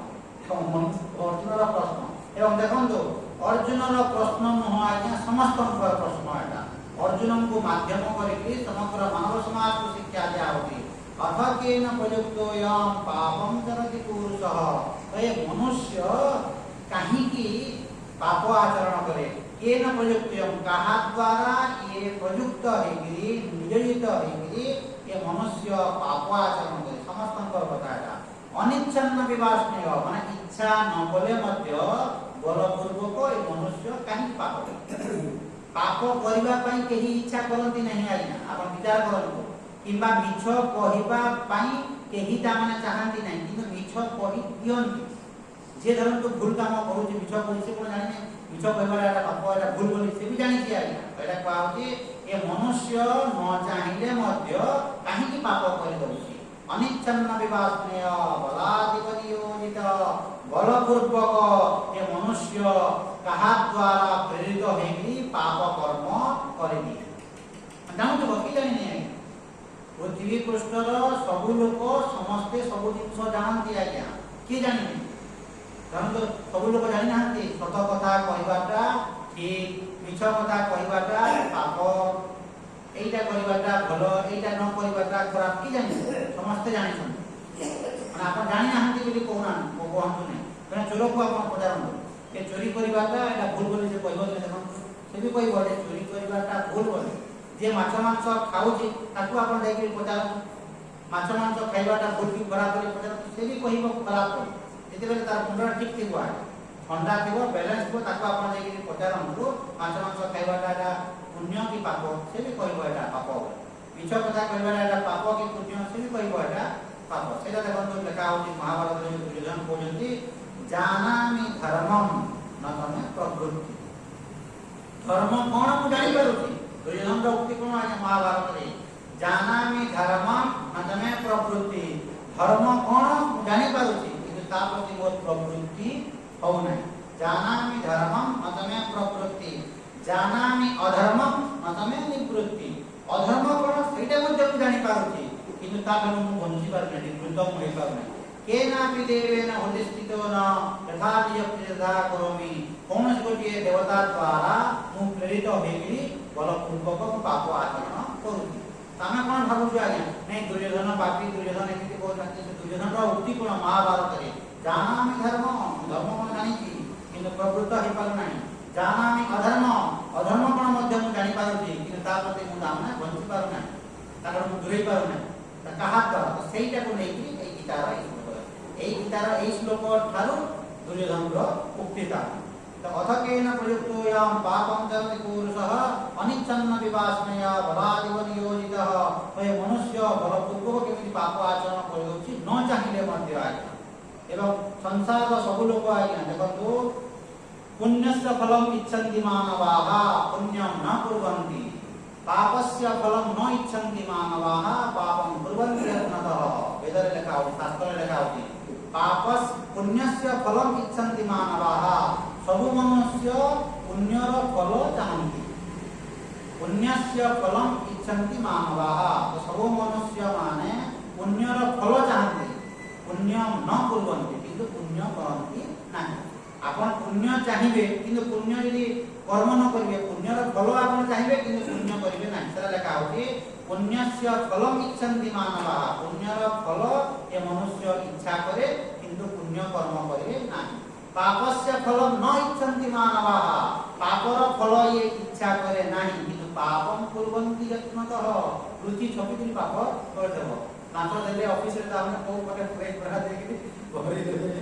ଛାଣିବାରେ। ଯତ୍ନତଃ ପାପଂ କୁର୍ବନ୍ତି ଯତ୍ନତଃ, ଯତ୍ନ ସହିତ ସେ କେମିତି ଭାବରେ କରିଦେବେ ସେ ଜାଣିଛି ଆଜ୍ଞା। ପକେଟରେ ପୁରେଇ ଦେବ ତା ଇଏ କରିବ ପାପଂ କୁର୍ବନ୍ତି ଯତ୍ନତଃ, ଯତ୍ନ ସହିତ ଇଏ ପାପ କରିବ କିନ୍ତୁ ପାପର ଫଳ ଚାହୁଁନାହିଁ। ଆପଣ ଯଦି ପାପର ଫଳ ଚାହିଁବେ ନାହିଁ ଏବଂ ପାପ ଯଦି କର୍ମ କରିବେ ଏମିତି ହେବ ଆଜ୍ଞା। ଯେମିତି ଲାଇନ୍ ଅଛି, ପଙ୍ଖା ସୁଇଚ୍ ଦେବେ, ପଙ୍ଖା ନ ଚଲ ବୋଲି କହିଲେ ହେବ। ପଙ୍ଖା ସୁଇଚ୍ ଦେଲେ ମାନେ ପଙ୍ଖା ଚାଲିବ, ପଙ୍ଖା ବନ୍ଦ କଲେ ବେଲେ ପଙ୍ଖା ବନ୍ଦ ହେବ। ଠିକ୍ ସେମିତି ପୁଣ୍ୟର ଫଳ ଆପଣ ଚାହିଁବେ କିନ୍ତୁ ପୁଣ୍ୟ ଯଦି କରିବେ ନାହିଁ ଫଳ ପାଇବେ। ପାପ ଆପଣ ଚାହିଁବେ ନାହିଁ କିନ୍ତୁ ପାପ ଆପଣ କରିବେ ହେବ। ଆପଣ ପାପର ଫଳ ମୁଁ ଚାହୁଁନାହିଁ ଆଜ୍ଞା, ମୁଁ ଦୁଃଖ କଷ୍ଟ ଚାହୁଁ କିନ୍ତୁ ପାପ କରିବି, ପାପ କରିବେ ମାନେ ତ ଆପଣ ତାର ଫଳ ପାଇବେ। ଏଇଟା ତ ଏ ମନୁଷ୍ୟ ସବୁ ଜିନିଷ ଜାଣିକିରି ମଧ୍ୟ କାହିଁକି ଏ ଭୁଲ କର୍ମ କରେ, ଏଇଟା ଲେଖା। ପୃଥିବୀ ପୃଷ୍ଠରେ ଯେତିକି ବି ଲୋକ ଅଛନ୍ତି ଆପଣ ଭାବନ୍ତୁ ନାହିଁ ଆଜ୍ଞା ଯେ ଲୋକ ଜାଣିନାହାନ୍ତି ବୋଲି। ଯେକୌଣସି କର୍ମ କରୁଛି ଆଜ୍ଞା ଭୁଲ କର୍ମ ସେ ଜାଣୁଛି, କାହିଁକି ସେ କରିଦେଉଛି ଏ ପାପଟା ଅନିଚ୍ଛନ୍ନ ମାନେ ବିନା ଇଚ୍ଛା କରି, ଇଚ୍ଛା ସେ ଚାହୁଁନାହିଁ ମାନେ ଏଇ ଭୁଲ କର୍ମ କରିବି ବୋଲି ସେ ଚାହୁଁଛି। ଦେଖନ୍ତୁ ଯେ ମର୍ଡର କରୁଛି ସେ କ'ଣ ଜାଣିଛି ଆଜ୍ଞା, ପଚାରିକି ଯାଇକି ଜେଲ୍ କରିକି ଯେଉଁମାନେ କଏଦୀ ମାନେ ଯେଉଁ ଅଛନ୍ତି ବାବୁ ତୁ କାହିଁକି ମାରିଦେଲୁ ବୋଲି କହିଲେ ନାଇଁ ଆଜ୍ଞା ମୁଁ ଇଣ୍ଟେନ୍ସ ମାନେ ମୁଁ ଭାବିଛି ଟିକେ ଆରାମରେ ମୁଁ ତାକୁ ମାରିଲି ବୋଲି କହିବ। ମୁଁ ବି ଚାହୁଁନଥିଲି ଆଜ୍ଞା ମାରିବା ପାଇଁ କିନ୍ତୁ ମାରି ପକେଇଲି। କାହିଁକି ଶାଶୁକୁ ଚାପୁଡ଼ାଟେ ମାରିଦେଲୁ ବୋହୁ ବୋଲି କହିଲେ, କାଲିକି କେଉଁଦିନ ପେପରରେ ମାରିଦେଲା, ବୋହୁଟା ମାରିଦେଲା ତାକୁ ରାତିରେ ତଣ୍ଟି ପିଟିବ। କାହିଁକି ମାରିଦେଲୁ ବୋଲି କହିଲେ କ'ଣ ଉତ୍ତର ଦେଲା, ମୁଁ କ'ଣ ଚାହୁଁଥିଲି ମାରିବା ପାଇଁ, ଏମିତି ମୋ ରାଗ ଆସିଲା ଯେ ତାକୁ ପିଟିଦେଲି କଣ୍ଟିଆ ବୋଲି। এইটা অনিচ্ছন্ন বিবাস্নেয় বলাদিব নিয়োজিতঃ। তো ভগবান কোন উত্তর দৌଛନ୍ତି শ্রী ভগবান বাজ কাম এষা ক্রোধ এষা রজোগুণ সমুদ্ভবঃ মহাসন মহাপাপা বিদ্যেনা বিহবৈরিণাম। কাম এষা ক্রোধ এষা রজোগুণ সমুদ্ভবঃ। এই মনুষ্য যে পাপ কর্ম করে তার কারণটা কোন, কেবল আসক্তি। কাম এষ ক্রোধ এষ, ए कामनाटा ही क्रोध आज्ञा अलगा और क्रोध किसी नहीं आज्ञा मन भितरे जो कामना थाए आसक्ति थाए आसक्ति पूरण न हेले मन भितरे जहा हुए ताकू ता माने क्रोध बोली कहते तो काम ही क्रोध काम एवं क्रोध दुईटा जिनस नुहंती जेमिति बरफ एवं जल दुईटा जिनस नुहंती आज्ञा जल ही बरफ बोलिया दिसु ठीक सेमिति काम ही क्रोध काम एस क्रोध एस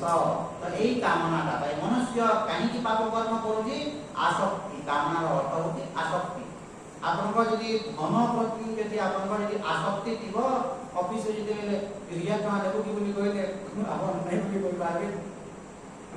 धन प्रति जदि आसक्ति थिबो देई दे बोली कहले बाटरे आपण जाउ छन 100 टका पाइ गले आपण स्थिर होई रही पाबे रास्ता रे जाउ छन चली गेली किबा स्कूटी रे जाउ छन देखले 100 टका पड़ी 500 टका पड़ी आपण आनिबे किंतु शास्त्र कोन कहउछन्ति यदि 100 टका किबा 500 टका में पाइलो सेरा लेकी दान तो पान कर दियो माने गरीब दुखी मान देई दियो काहे ना तमर अवदान सेटा नह आपन धरतो आपन को रेबे बुझिया ପାଇଁ चेष्टा करतो आपन को 500 टका पड़िबा आपन केमिति लागो आपन 500 टका जदि पड़ी गला के 1000 टका पड़ी गला माने आपन घर को जाई कि किबा से पर्स देखि पागल बलिया हे कि पूजा पूजी करि कि मोर राती दुख जहाँ 5 पैसा नी 10 पैसा नी 50 पैसा दुख टे हम तो आपणकर गोटे दुख है से 500 टका को धरिक आइसक्रीम किणी नब परिवार बांधिक खाइबे पहले 500 टका छुआ मैंने अच्छा आइसक्रीम गोटे न दाम खाइबा बोली कहे 500 टका आइसक्रीम लेके खाइबे माने आप खाईदेले आज्ञा किंतु आप शांति रही पारे अन्न रु आपमि बुद्धि जात हे आज्ञा एपरी खाइब अन्न सेमिति हेब मन कहीं ये जो कांदुची कहीं आपनकर अवदान अछि कि से पैसा दे आपनकर पैसा सिना न यार पैसा पड़ी गला या को दुख लागुची और यारे आपन जाई आइसक्रीम खाबो तो सही पैसा को आपन कोन करिवे गरीब मान दे देबे किबा मंदिर रे देगी दान वासरे पकड़े सरला तो एइटा ए मनुष्य जानथबो जे एइटा मोर पैसा न म पाइछि एटा खाइले एटा ठीक न जानुछि कि जानी के मध्य ये कहीं के आने के लिए आइसक्रीम धरी के आसलो घर तार कारण ता होती काम आसक्ति आसक्ति यदि थिबो ताहेले आपण बंची पाइबे नाही आइ केही आपको रक्षा करि पाइबे नाही कहीं ना आसक्ति यदि थिबो पैसा को आपण आनी आसक्ति न थिबो किसी यदि आसक्ति न थिबो से कहीं पैसा यदि आपन से कहीं कि मो कादुआ भीतर को पसिबी आइया और कहीं कि मो गोड़ धोइबी मु यदि न आनते तो सरला मु कहीं कि से पैसा आनिबी आ कोठी पूजी बुली गरीब लोक अछंती एवं को मंदिर को जाई दान बासन को रिपोर लेबा नै तो किछि करबा जे ज्ञानी समिति करबा को दरकार नै कादुआ भीतर को पसिबी कहीं कि हम कहीं कि गोड़ धोइबी न आपड़ था जे नेला ना जा कुछ कोता जे ज्ञानी हित बाय का अन्य से तो कामटे हमर बड़ लागी से पैसा जो आनले फिर कामटे बढ़ी गला यार आइजा गरीब लोक खोज नहले से को मंदिर को जा कोन दरकार अछि तो आइबो कहीं कि आसक्ति दिले आपण रहि पारिबे नहीं आइ तो एटा देखा होती काम एस क्रोध एस रजो गुण समुद्भव तो रजो गुण रु एटा उत्पन्न ए जो आसक्तिटा अछि ए आसक्ति पाइ से ताने भूल कर्म माने पाप कर्म माने करे ए टू जेड तक सब कर्म है गोटिए कर्म नहीं ता गोटिए कर्म नहीं ता माने प्रत्येक मंगे कहा को बाड़े देलानी के कहा को गाली देलानी के कहा परस्त्री को मना करानी के कहा धन को हड़प करानी ये सब दिन सब कहीं करूची आसक्ति पाइता ता भीतरे जो मन भीतरे जो आसक्ति अछि सही आसक्ति का कारण रो मनुष्य पाप आचरण करू जे ता माने परस्त्री गामी आज्ञा से कोन जाने माने परस्त्री प्रति को गमन करबी एरा पाप बोली से कोन नाही जानि छी कि कहीं से करूची आसक्ति कारण ताहले तार समाधान कोन आज्ञा तार समाधान होची केवल दान भगवान को यदि आप प्रार्थना करिए भगवान को यदि डाकिबे आज न हेले काली धीरे धीरे हे प्रभु तार जो आसक्ति अछि प्रभु ए आसक्ति को दूर कर प्रभु हे भगवान को ही साहाय्य करो धीरे धीरे कमिबा धीरे धीरे कमिबा जहा मध्य आपनकर मानसिक स्तर रे समस्या थिबो आज्ञा यदि आपण भगवान को यदि डाकिबे समस्यार समाधान यदि समस्यार समाधान यदि न हेला ताहले भगवान नहांती आज्ञा कि मन रखि बारंबार दृढ़ भाव कहि जहाँ भी आपन समस्या था यदि समस्यार समाधान यदि भगवान यदि करि पारु ना कि भगवान से यदि समस्यार समाधान करि पारु ना किंतु आपन यदि सेतिकी भाव रे यदि दृढ़ भाव रे यदि भगवान को यदि प्रार्थना करजंती भगवान को यदि आपन डाकुचंती समस्यार समाधान एबरे पिला जे आज्ञा हम विश्वास करबे ने बड़े पिला के गरीब लोक भगवान को प्रति तार दृढ़ आस्था भरोसा थिला आ ये बागर तार बंधर कला तार बंधर बागर कला ये भावरा सब तो ठीक ठाक होती किसी ये नहीं ठीक ठीक बाबा का ज्ञान में गरीब लोक हठात बागर आ दिने अछि एई जिंस गुटे न देले बागर हबो नाही अब तार दाम है 10,000 सेते बेले माने 30 मागी ये कोन मागी तो एटा न हेले बागर हबो इते बेला माने गरीब लोक तार मुंडरे देखो चलक पसी गला किंतु ये आध्यात्मिक मार्गर पिला आध्यात्मिक मार्गर पिला के बहुत बेसी बयस न आध्यात्मिक मार्गर 35-40 वर्षर पिला के तार भौणीर बागर करता भौणी साने साने बागर माने सब एवरीथिंग बेलिया दे कर देली बागर ये को जेती आगु कथा बाता हे करबी अर्थात ता माने दिने बागर अछि करे ए जिंस न दिले बागर हबो ए केला प्रभु हम दिने अछि ओ कैंसर रे करिवो कैंसर जो करिवो ना काली बागर तो आपन आके कैंसर करिवे कि काल पास सरलानी तो हे प्रभु तू ही रक्षा कर प्रभु दामना काहे गरीब लोक जहा को जेती मारबा कथा भगा मुगी करि पूरा कैसे रेडी करिवो ता बाहर फिर मार बोली बोले आप के देबो तो हे भगवान तू ही रक्षा कर तू ही साहाय्य कर एमती ये मंदिर को जाउला से पाखरे ताको एक लागला से 10,000 टका 10,000 टका धरला और फिर टिकी नहीं किए देला माने जंगल में जगह था एमनी लोक केही ना 10,000 टका तो आपण यदि श्रद्धार सहित यदि भगवान को यदि आपण डाकु के आने समस्यार समाधान धीरे धीरे हो आज नहेले काली को दुटा मंदिर आसना साधारण समस्या बोली प्राप्ति ना हेगला कि बड़ बड़ समस्यार समाधान होइतो भगवान को यदि आपण प्रार्थना करबे ए भगवान को रक्षा कर किंतु केते परिमाण रे आपण भीतरु भावर सहित आपण डाकुଛନ୍ତି सेटा निर्भर एटा नि मान बुझंतु जोरा कहू जाय केते परिमाण रे आपण भीतरु हृदय सहित भगवान को ताना आतुर हेकि आपण डाकुଛନ୍ତି एवं आतुर हेकि डाकिले बोले केमि जानिबो आपण आखिरो पानी बाहर आखिरो ऑटोमेटिक पानी बाहर दिबो त एमिति यदि आतुर हेकि आपण यदि डाकिबे भगवान ताको सुनिबे आतुर हेकि डाकिबे तो विभिन्न प्रकार रो समस्या थिबो समाधान हे दिबा धीरे धीरे तो काम एष क्रोध एष रजोगुण समुद्भव महासन महापापा विद्येन मिहवैरिणा महासन तो एई जो आसक्ति जो अछि एई जो कामना अछि कामना कोन महासन माने जहा देले मध्य हेला बोली आ कहबो नाही माने सर्वभक्षी महासन रो अर्थ होची माने महत् असनम पश्यति महासन माने जेता माने जेते हेले मध्य बेस हे गला आउ मोर दरकार नै एमिति कहबो ए आसक्ति आ नै कामना आपण विचार करंतु आपण जेते खाइले जेते पीले जेते सुइले मध्य बेस हे गला आउ मोर खाइबा पीबा सिबा दरकार नै कहबे जेते हेले मध्य आउ दे केते पैसा रोजगार हेले आपण शांति रे रहबे आजी